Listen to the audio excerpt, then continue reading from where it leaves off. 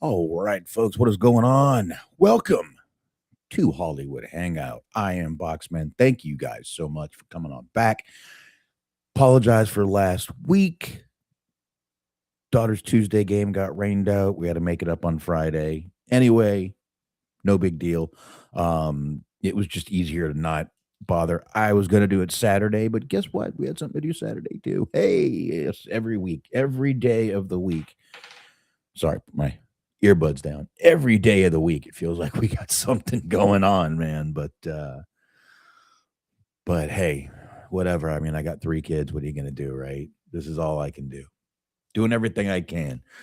Anyway, folks, I've got a really fun movie now.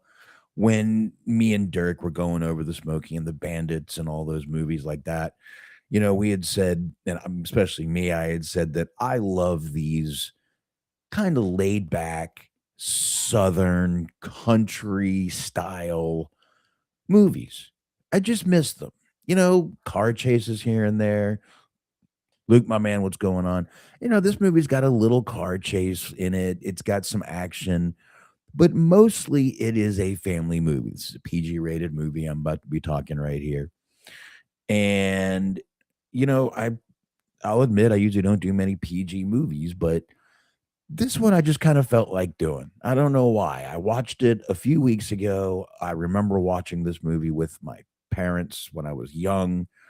Um, it's got the music I kind of grew up with in it. It's got that again, that southern feel of a movie that I just loved from back in the day. And they don't make them like this anymore. And it's just because the times have changed, plain and simple. Movies have changed, time has changed. So there you go. Let's see. Luke said he's likely doing his first ever movie review on Sunday. Probably be a 5-6 minute video. Nice versus a full on live stream. Nice, man. You'll do good, man. You'll do good. What movie you doing? Don't spoil it if you don't want to.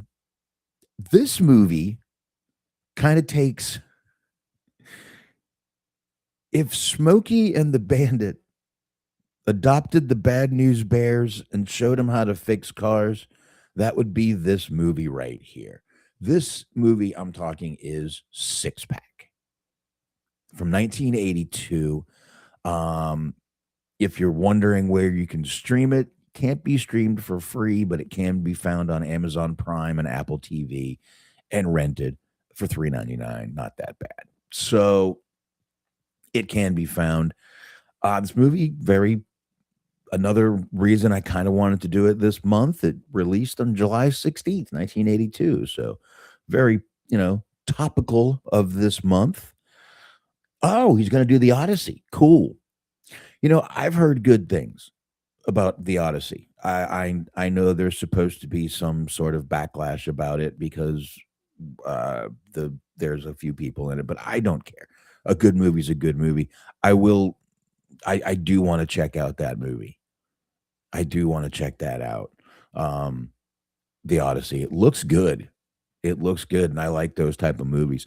I will watch it. It will it when it comes out on streaming is probably when I'll end up watching it, to be dead honest with you. That's when I'll end up watching it. So, we'll get to it eventually. This movie Six Pack though is a movie starring country star Kenny Rogers. Yeah, Kenny Rogers, the former country star, probably most known for The Gambler and Islands in the Stream with Dolly Parton. Him and Dolly Parton had a very, very good relationship. Nothing over the top. They were both married. Um, but it's weird because this was supposed to be like his on screen debut. We were going to see Kenny Rogers, Kenny Rogers, Kenny Rogers in movies after movies after movie. But this ended up being his only theatrical film he ever made, his only real starring role.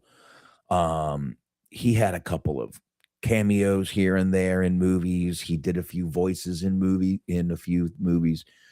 But honestly, he really never did any other movies.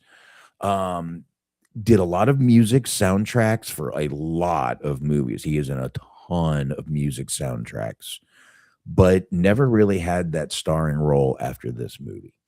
Now, if you don't remember what Mr. Kenny Rogers looks like, this is what he looks like in the movie. This was the height of his career right here. This was the height of this man's career in the early 80s.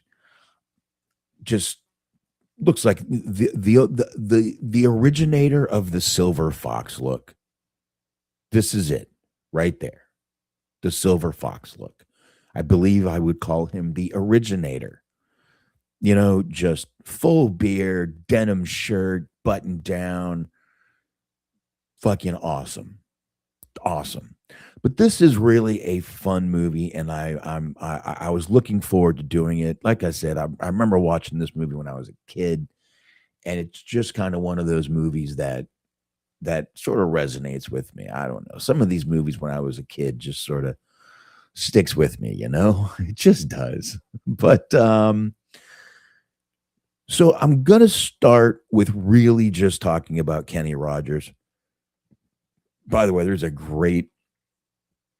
Now, I will say I've noticed most of my listeners to this show are my age or a little younger, some even a little older. So this soundtrack is definitely a great soundtrack to this movie. I mean, you know, you got Merle Haggard, you've got Tanya Tucker, Alabama, uh, and of course, the main song in this movie is a Kenny Rogers song. And we're going to get to that in just a minute. But again, I'm just going to start off talking about Kenny Rogers for now. We'll meet everyone else as we get to him because really it's the easiest way to get through this movie. 100%, I guarantee it. So let's start out here. Now, before we get to my deep dive into this movie, we'll do a quick overview. I'm going to take a quick sip. I have not had a sip of beer yet tonight. Cheers to all of you. Okay. So you've got a washed up stock car driver. His car gets stripped by 6 orphaned kids. He reluctantly takes them on as a pit crew after trying to get rid of them multiple times. But he does start rediscovering how to win, how to be more of a parent that he's never been. And let's go ahead and just get into it from right there. So, again, we start out, we got this great aerial shot. It's got the song by Kenny Rogers, Love Will Turn You Around. Now, if you've never heard this song, it is a theme throughout this movie. I would play it, but y'all know what'll happen. It is a theme throughout this movie. It comes on multiple times during this movie. Love Will Turn You Around. And it fits everything about this movie because again, this is a PG family movie. And the worst thing about it is some of the language. Honestly, that's the worst thing about it. There's a little bit of language and it you know, it was 1982. That's how these movies were. So we hear the song playing and we get the first shot, the shot I showed you of Kenny Rogers driving in his camper van, and he is towing a car behind him, a stock car. So, you know, we get it. All right. Got ourselves a stock car racer here. So, but we don't know the story. So he stops at a gas station. And, well, first of all, this little truck starts following him. So he stops to get gas at a gas station. Now, this movie is based in Texas, but we're going to get a little more into where it really was shot in just a few minutes here. So he stops to get gas. So he goes in, grabs the key, heads around back. he gets locked in the bathroom, finally gets out, and when he gets out, his car has been stripped bare. Tires are gone, engine's gone, pretty much everything under the hood is gone. This is one of the worst things for a guy trying to get back into racing, which they don't know that. So, first place he goes is the sheriff's office. Where else would you go, right? There's a handwritten sign on the door that says out, be back in with a question mark. So no one knows when they are coming back. So basically that's kind of that that kind of defines law enforcement in that town. Once we get to know it a little better, you guys will understand. Now, again, I said this story was all set here in Texas, but when the location scouts really started checking out actual locations, they looked at Texas, Florida, Alabama, but really where most of this movie was shot was Georgia, and a few of the shots were in Alabama, but most of this movie was filmed in Georgia. It just made more sense. I mean, movies to this day are filmed in Georgia. It's just a good place to film movies, I guess. So he heads to this local diner. There's a waitress there who has on this giant belt buckle. That's a radio. Listen, folks, I grew up from the time I was 6 years old in the South. I went from North Carolina to South Florida, which I'm telling y'all, you may see Miami, but I guarantee Florida is more redneck than you think. South Florida, definitely. To Texas. I have been around southern states my whole life. I've never seen anyone wear a belt buckle with a radio on it in my life. But hey, she had one. She starts putting the moves on him, and he looks out, and I'll be damned, they're hitting another car. The same kids are hitting a car, and this time they're hitting a yellow Corvette parked right next to Brewster. Sorry, didn't mention that. Kenny Rogers plays Brewster Baker. That's his name in this movie, Brewster Baker.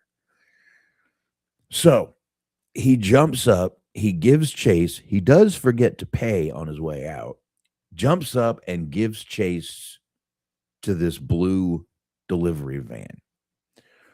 So we get this car chase. We got bluegrass music playing in the background, and they're going down these dirt roads. He's got his car hooked up to the camper, ends up breaking his hitch, and eventually the delivery truck loses control, ends up going out and plunges into the river below.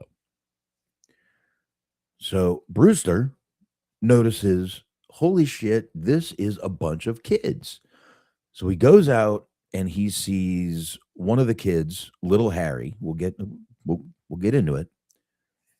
And little Harry is stuck floating on the truck that is sinking in the river. So he jumps in fully clothed, puts the kid on his back, and he does swim to shore with the kid. So you got one kid in here, and he is hilarious. Swifty. He is the foul-mouthed kid in the family. And my God, he is funny. The first thing he says to Kenny Rogers or Brewster is, "Are you going to die, mister?" And Brewster says, "Oh, God, I hope so." And he says, "You look like shit."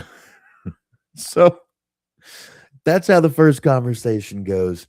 So here we go. Now, let's go ahead and let's meet these kids. All right. Now, I'm just going to put a picture of all the kids. I'm not going to go through them one by one like y'all think I'm going to do. I'm going to put a picture of all these kids, and we'll go ahead and go through them one by one. So, one girl in the bunch, 17 in this movie.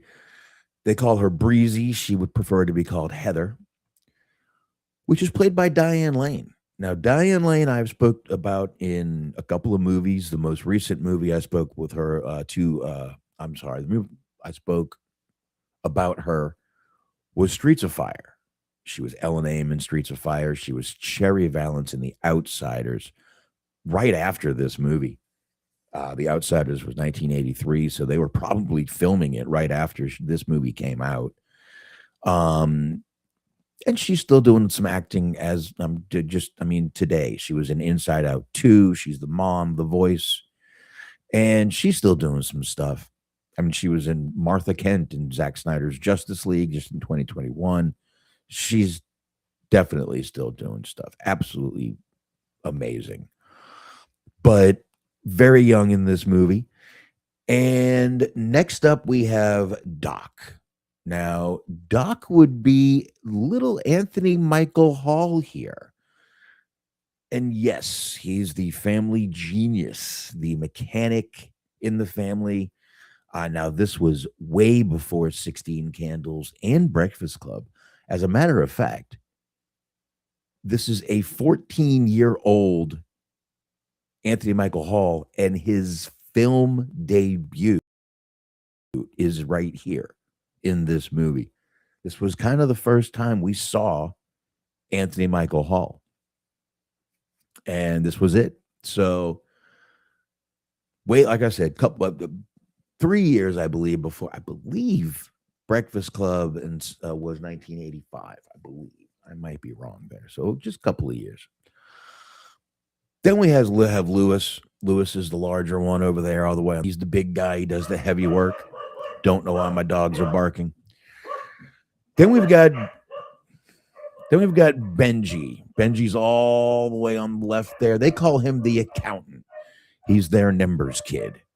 So then we've got Swifty, the foul-mouthed little prick, who gets some of the better lines in this movie. And by the way, Lewis is played by Tom Abernathy. Steven is played by Benji Wilhoit. Swifty played by Robert Still. And Little Harry, the youngest of the bunch, is played by Robbie Fleming. Now, I'll be honest, most of these actors, besides Diane Lane and Anthony Michael Hall, really never went very far after this movie. So anyway, so these are the kids he meets. Now, Brewster quickly realizes, holy shit, my parts are sinking in that truck.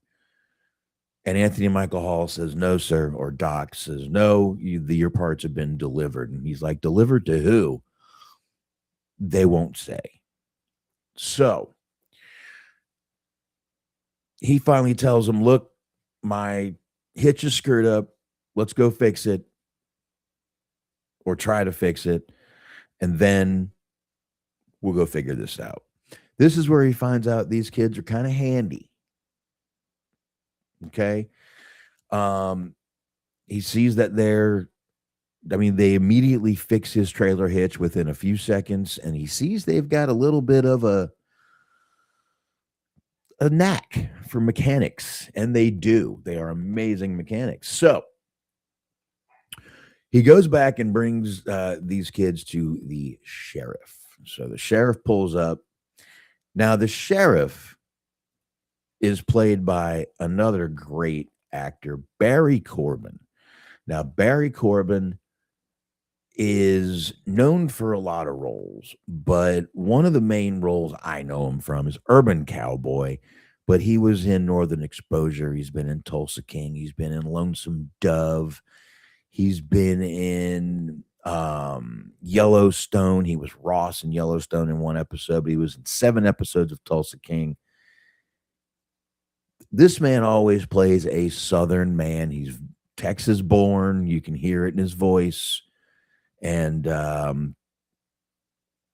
he's just one of those guys that you recognize from a lot of movies. But like I said, I mostly know him from movies like Urban Cowboy, which was 2 years before this movie. I reviewed it. But like I said, he was in Northern Exposure. He was in 110 episodes of that. He's done a lot, this guy, Barry Corbin. He's very, very, very good actor. Like I said, good old boy. Well, this is where Brewster finds out that the sheriff, and that's really what his name is in here, Sheriff Big John, that's all they call him, is the one that's actually blackmailing these kids into stripping cars and basically giving them to him. He's selling them for profit. And in turn, he keeps child services away from them. That's what it is. So they end up putting Brewster in jail for skipping out on the check, and they find a bunch of other bullshit charges to give him. So these kids decide they like this guy, and they go ahead and they break him out of jail. They go break Brewster out of jail. Swifty does. And they're fleeing, of course. They want to run. And as they're running, Heather Breezy pulls up in the camper and they take off. And as they're taking off, they start counting down. When they hit 0, the police car falls apart.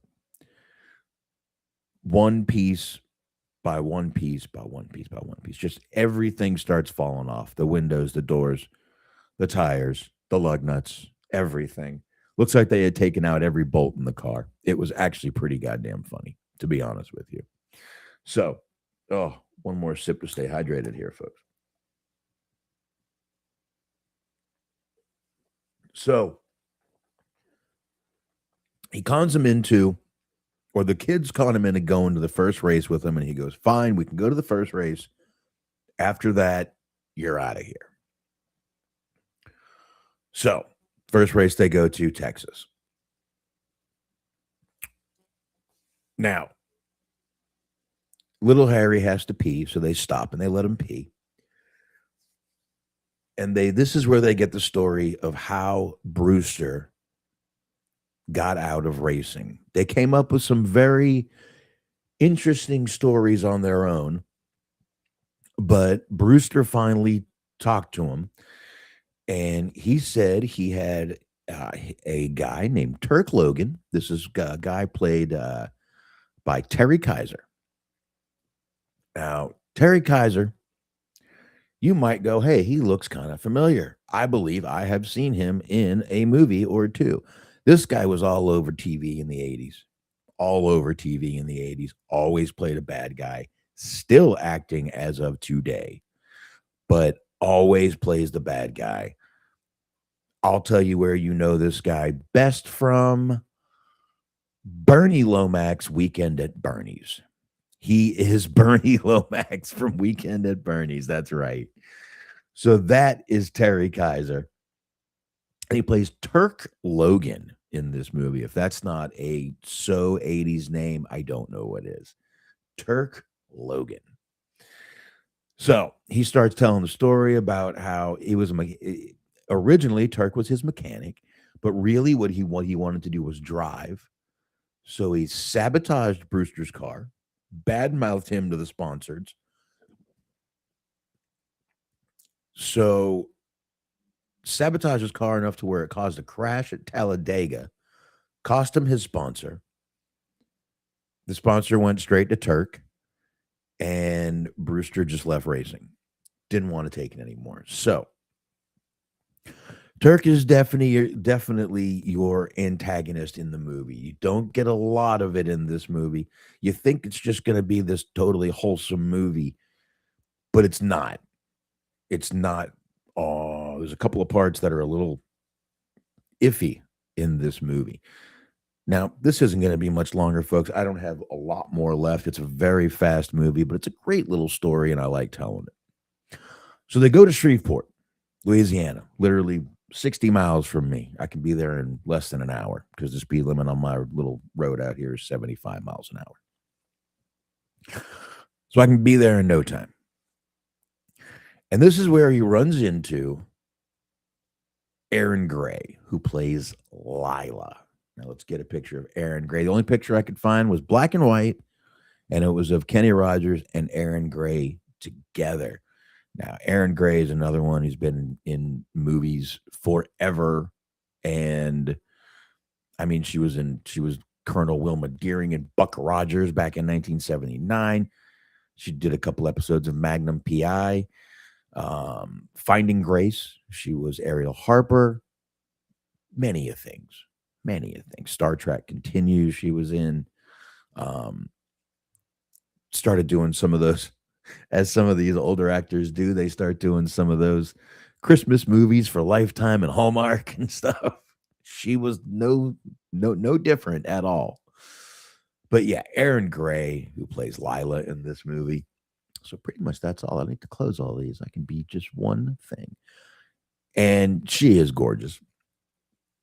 So he rolls in, he sees her, and she was literally right off of Buck Rogers and Silver Spoons. Lila runs a country bar, a honky tonk, if you will.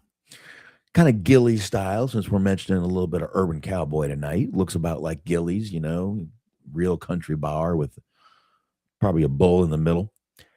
And they kind of make her out to be this like gorgeous woman, which she is. And she's just kind of waiting for Brewster to come back. But she sees in him what we don't, you know, they're in the hotel at one point talking, and he's like, you know, can you see me being a father to 6 kids, let alone, you know, 1 kid, let alone 6? And she's like, yes, because I see you as everything.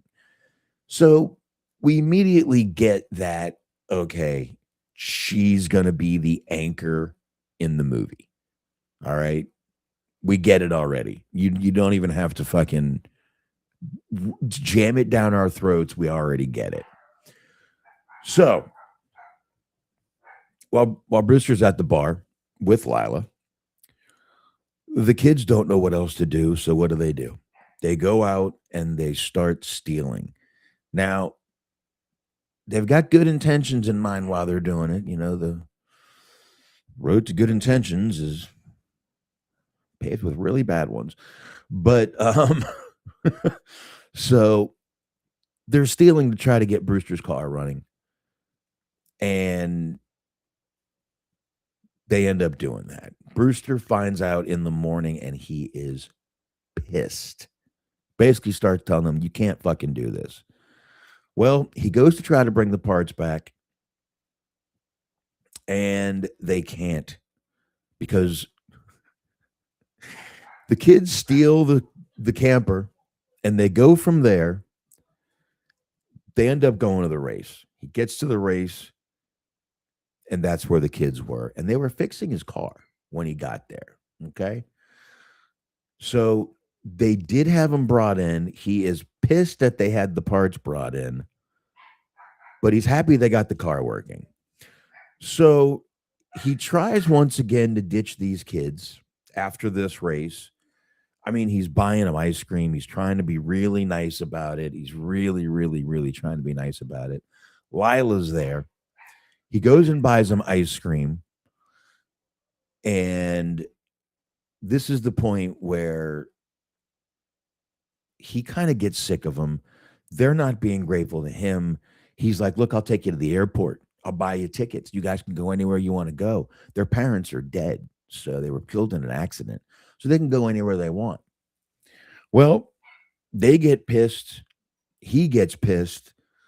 He takes off, and Swifty lays out a blue streak of curses.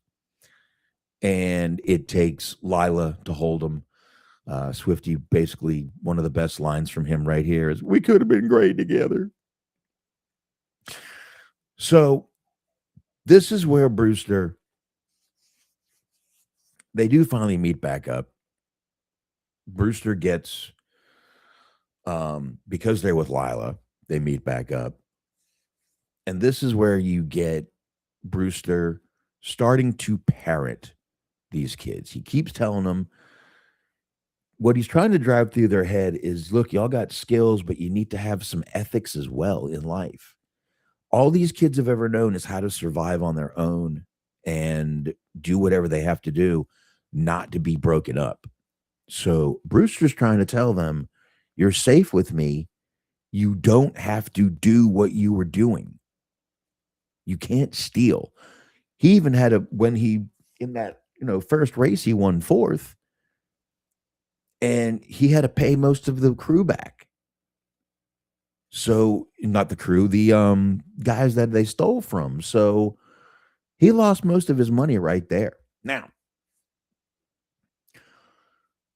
they go to the Dixie 100. All right. Brewster's out in there. And as I said, he came in fourth in the Dixie 100 and he had to pay him back. But not only did the drivers start noticing that he's got these young kids for a pit crew, the press starts noticing. And that's where this movie takes a little bit of a turn. So Doc tells him a problem when he's finished with this race, that he's got a cracked head and it won't last very much longer. He says, well, we got to get through one more race. That's $2,000. We don't have that. So this is where one of the questionable parts of the movie comes up. All right. Now, I'm going to say in 2026, this would be worrisome and would not fly. 80s was just a different time. Things were more, I don't know, passable. Anyway, Breezy, who, let's not forget, is a 17-year-old girl, and the boys go do exactly what they were told not to do and steal. They see Turk working late under his car. Heather, Breezy, Diane Lane, shows up in tight jeans, a tight red shirt, and lures Turk back to his camper. So we know what the boys are doing. They're getting out his head. They're taking it. But Turk starts getting a little handsy. Now, she does pull a little move and get out of there before anything happens. But remember, it's still a teenage girl weaponizing her looks on an adult. It still should, even if you watch this movie today, you should kind of go, that's, that was kind of fucked up even back then. But again, it was back then. What are you going to do? I think she was actually of age. I believe she was 18 in this movie, maybe even 19. So over the next few races, again, I said the press was noticing them. And as they keep getting pressed, though, this is where they start getting noticed. Now, they've pretty much started to bond, him and the kids. He actually really starts liking their company. But the press gets so the sheriff finds him. The sheriff comes all the way from Texas and takes him. Turk called the sheriff on him. So they get taken. Brewster sneaks him out. He impersonates a police officer. And he gets him out. Now, while he was trying to go get them out, he got a Ford sponsor. And he's going to get a brand new Grand National car and go race in the Atlanta 500. So, no longer is he washed up. He is back in the bigs. This was NASCAR. I mean, they're mentioning names in this movie like Darrell Waltrip and Buddy Baker, who had a cameo in this movie as Buddy Baker. But they're mentioning the names in this movie of the NASCAR guys when they move up. So he's back in the race now. The night before the race, he catches them stealing again because Turk recognizes Diane Lane, who was saying her name was, what was her name? Cherry Lee, I think it was, or something like that. Oh my God, not Cherry Lee. Something Lee. Bobby Lee. That's what it was. Bobby Lee. And Turk recognized her, and him and Brewster got into a big fight, and it was pretty cool. So that's where that all happened. So he found out they were stealing, gets him out, and Breezy basically has a little breakdown here. Okay. She kind of runs away, walks away from the kids, just says she's exhausted. She can't do this anymore. She's tired of stealing, tired of being the mother these kids don't have, and she just wants to get away. So this is where we see another another love will turn you around, with Brewster realizing that he needs to go find her. So he does. He gets in his camper, unhooks his truck, and goes to find her. Hmm. So this is kind of where he stops being a driver and he starts being a little bit of a dad. Okay. He finds Diane Lane. Again, Love Will Turn You Around was playing in the background. Now, you got to remember this song, and you got to remember the 80s. Country songs in the 80s, certain country songs in the 80s, were not just on country Billboard charts. They hit adult contemporary charts and even pop charts. Okay. This song did hit number one on the country and adult contemporary chart, ended up number 13 on the pop chart. And this movie did open with a number one. This movie made 20 million quickly. And you got to remember, this was 1982. Making 20 million on a movie was not easy. People literally had to get up and go buy tickets. That was it. So, but this is where the song kind of gets away from being this playful, funny song to where you're understanding how Brewster's feeling. Now, after he finds Breezy, she starts telling him, "Look, I just want to be normal. I want to go to high school. I want to be a normal teenager. I want to be a fucking cheerleader. I just want to be normal." So they load up, they get out, and they are on the way to the Atlanta 500.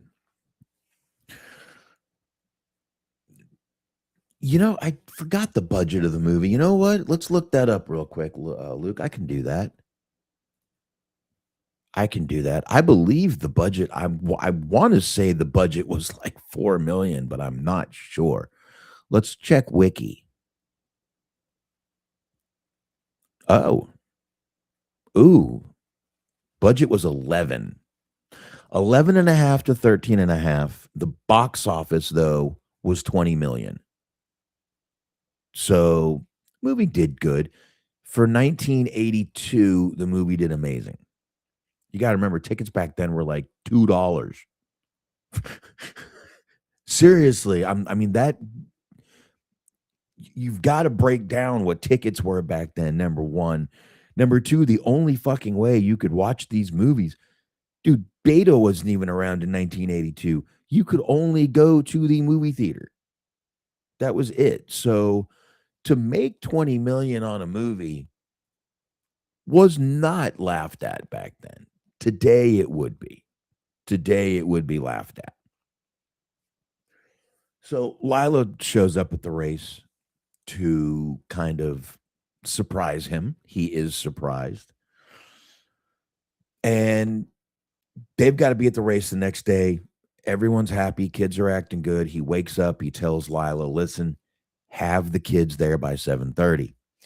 Well, Turk and his pit crew decide to jump Brewster in the parking lot.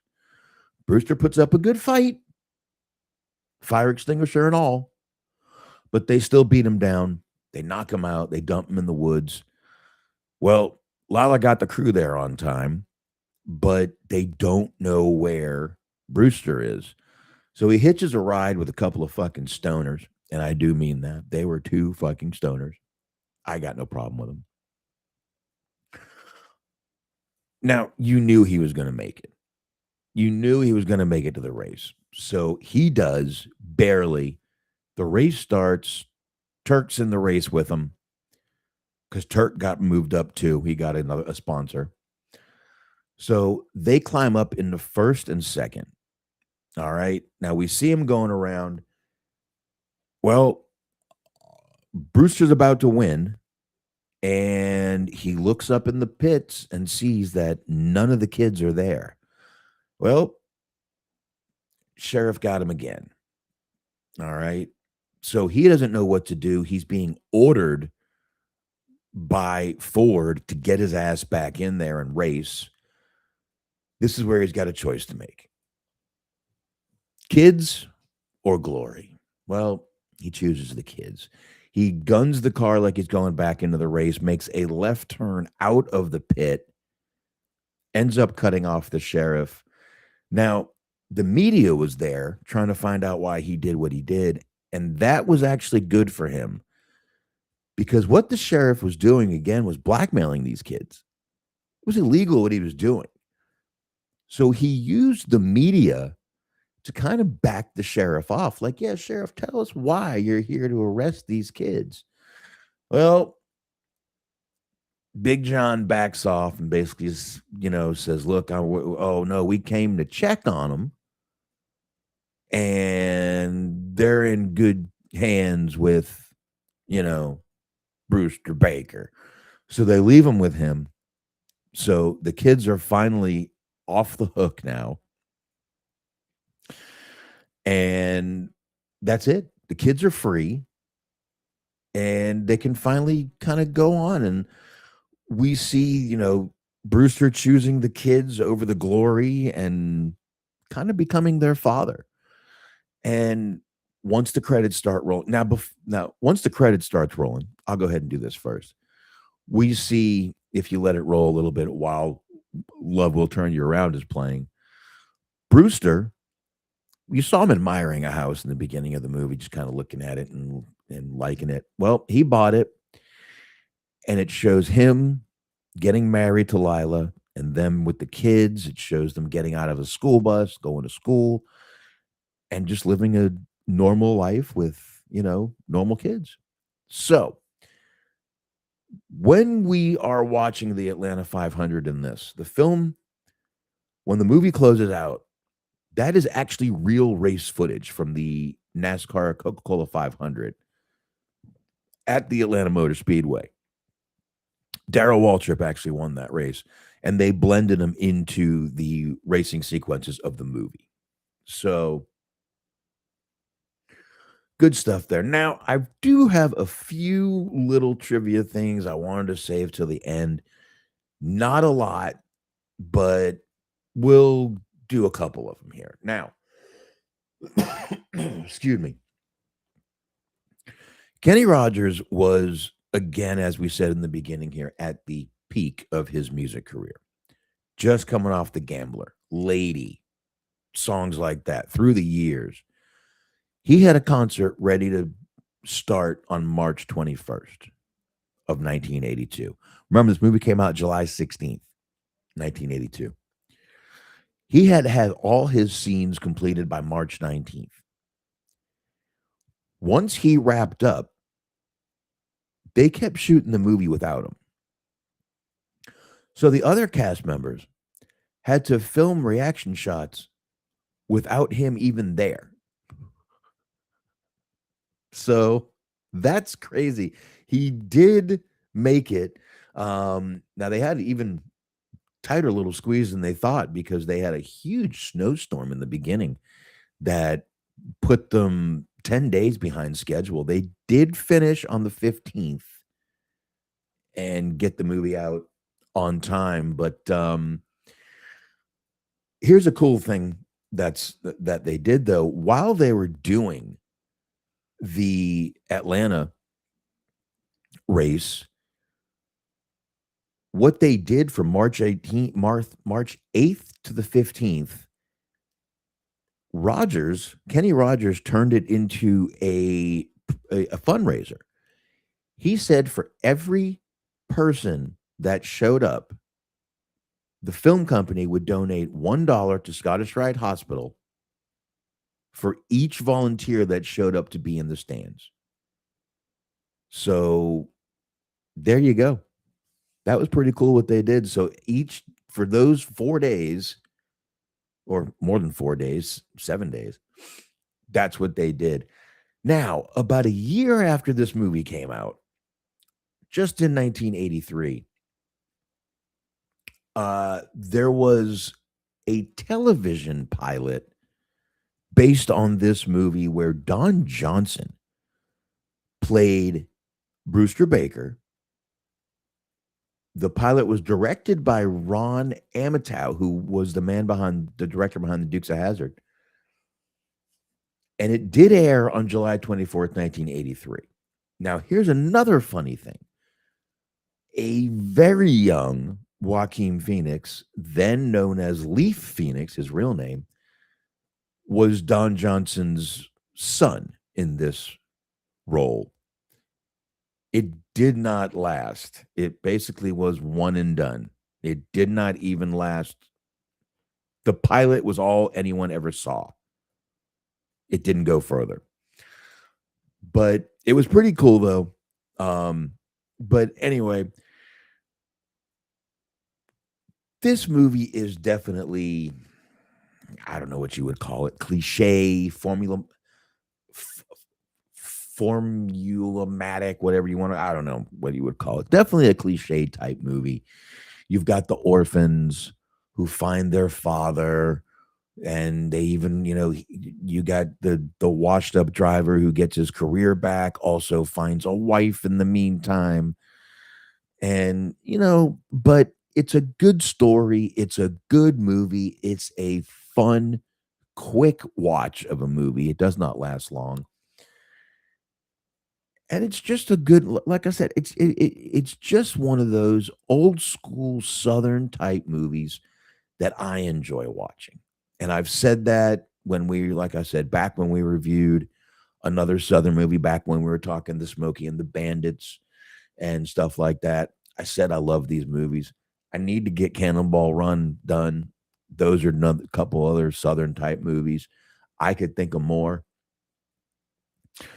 But I'm going to wrap this up. I'm going to go ahead and get out of here, guys. But I definitely appreciate everybody coming on in. Appreciate everybody that's going to download this. Again, sorry about last week. I don't mean to take a week off. When I do, I'm going to have to take a couple off here and there. We've got some travel games coming up in the fall. So I might need to take a night off here and there. I'll try to get some of these maybe recorded where I can just drop them online. Maybe I'll try to do that. But I've actually got, where did my phone go? Next week, I'm going to move. I'm not going to I'm going to go ahead and announce what I'm going to do next week. I'm going to go a little different next week.